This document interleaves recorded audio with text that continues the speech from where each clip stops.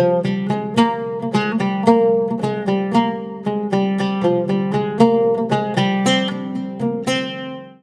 Friends, welcome to great Indian kitchen.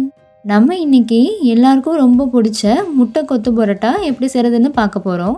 ரொம்ப சிம்பிளான மெத்தடில் வீட்டிலையே எப்படி செய்கிறதுன்னு பார்க்க போகிறோம். இது நல்ல காரசாரமாக அப்படியே ஹோட்டலில் சாப்பிட்ற மாதிரி ரொம்பவே டேஸ்டியாக இருக்கும். ஸோ கண்டிப்பாக வீட்டில் ட்ரை பண்ணி பாருங்கள். இப்போ வாங்க இந்த ரெசிபி எப்படி செய்கிறதுன்னு பார்க்கலாம்.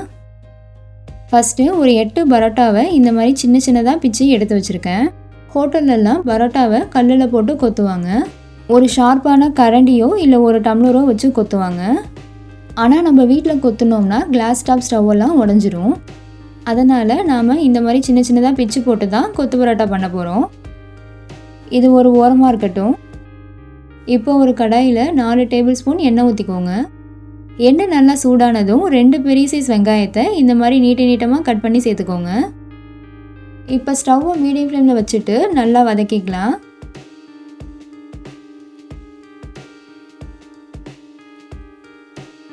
வெங்காயம் பாதி வதங்கினதும் 3 பச்சை மிளகாவை 2ஆக கீறிட்டு கட் பண்ணி சேர்த்துக்கோங்க. கூடவே 2 கொத்து கருவேப்பிலை சேர்த்துக்கலாம். சேர்த்துட்டு வெங்காயம் நல்லா பொன்னிறமாக வர வரைக்கும் வதக்கிக்கோங்க. இப்போ பாருங்கள், வெங்காயம் நல்லா வதங்கிடுச்சு. இந்த ஸ்டேஜில் 3 மீடியம் சைஸ் தக்காளியை நல்லா பொடியாக கட் பண்ணி சேர்த்துக்கோங்க. ஒரு 2-3 நிமிஷம் நல்லா வதக்கிக்கோங்க. அதுக்கப்புறமா நம்ம தேவையான மசாலா எல்லாம் சேர்த்துக்கலாம்.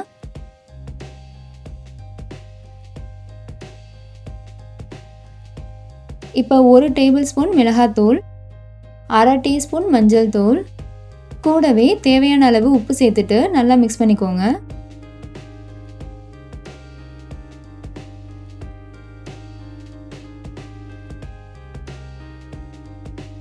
இப்போ நம்ம இதில் முட்டையை உடச்சி ஊற்றிடலாம். நான் 5 முட்டையை உடச்சி சேர்த்துருக்கேன்.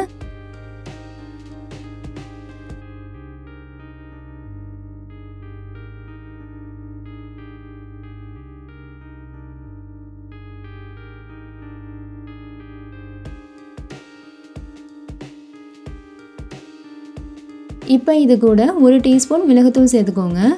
மிளகுத்தூள் சேர்த்தோம்னா முட்டையோட அந்த கவுச்சி ஸ்மெல்லாம் இருக்காது, போயிடும். நம்ம சேர்த்த முட்டை நல்லா உதிரி உதிரியாக வரணும். அது வரைக்கும் நல்லா மிக்ஸ் பண்ணிக்கோங்க.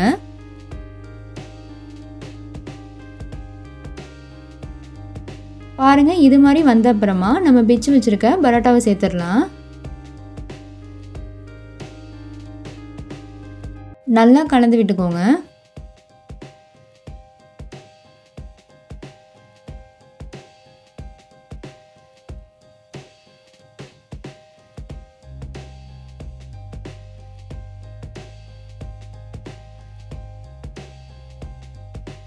இப்போ இது கூட 2 கரண்டி பரோட்டா சால்னா சேர்த்துக்கோங்க.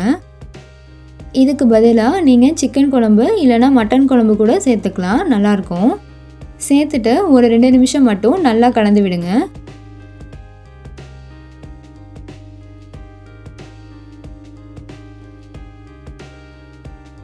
இப்போ ஸ்டவ் ஆஃப் பண்ணிடலாம். அவ்வளோதான், நல்ல சூப்பரான டேஸ்ட்டில் முட்டை கொத்து பரோட்டா ரெடி ஆயிடுச்சு. நீங்களும் இதே மெத்தடில் ட்ரை பண்ணி பாருங்கள். வீட்டில் இருக்க எல்லாரும் ரொம்ப விரும்பி சாப்பிடுவாங்க. வீடியோ பிடிச்சிருந்தா லைக் பண்ணுங்கள், ஷேர் பண்ணுங்கள், சப்ஸ்கிரைப் பண்ணுங்கள். தேங்க்யூ, பாய்.